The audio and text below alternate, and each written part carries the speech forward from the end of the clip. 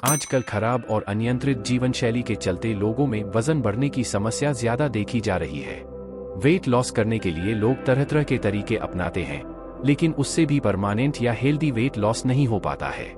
Healthy तरीके से weight loss करने से आपका वजन बार बार नहीं बढ़ता है, बल्कि स्थिर रहता है। चलिए जानते हैं आज हेल्दी तरीके से वेट लॉस करने के लिए किस तरह की डाइट फॉलो करनी चाहिए। हेल्दी तरीके से कैसे करें वेट लॉस। परमानेंट या फिर हेल्दी तरीके से वेट लॉस करने के लिए आपको डाइट पर सख्ती से ध्यान देना बेहद जरूरी है। दरअसल परमानेंट वेट लॉस में आपका मसल मास कम होता है। इस तरह का वेट लॉस करने के लिए आपकी डाइट प्रोटीन रिच होनी चाहिए। यही नहीं, ऐसे में आपको सभी जरूरी पोषक तत्वों को अपनी डाइट में शामिल करके चलना है। इस दौरान आपको यह भी ध्यान रखना है कि आपका खाना ज्यादा पका हुआ न हो। ज्यादा पका हुआ खाना खाना कई बार सेहत के लिए नुकसानदायक होता है। डाइट में शामिल करें जरूरी फूड्स। वेट लॉस करने के लिए कई लोग चावल, रोटी, घी या फिर अन्य जरूरी फूड्स को डाइट से अलग कर देते हैं।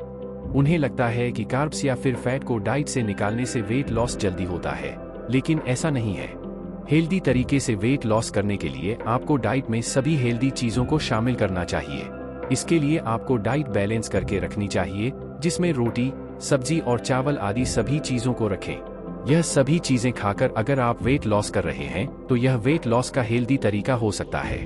बार बार नहीं बढ़ेगा वजन। अगर आप अपनी डाइट को प्रोटीन रिच या फिर पोषक तत्वों से भरपूर रखते हैं तो इससे बार बार वजन बढ़ने की समस्या नहीं होती है। वहीं आप अगर कुछ समय के लिए डाइट से तेल, घी और चावल आदि हटा देते हैं और फिर बाद में इसे अगर डाइट में शामिल करते हैं तो आपका वजन दोबारा बढ़ सकता है। इसलिए वेट लॉस के लिए डाइट में हेल्दी फूड्स शामिल करें।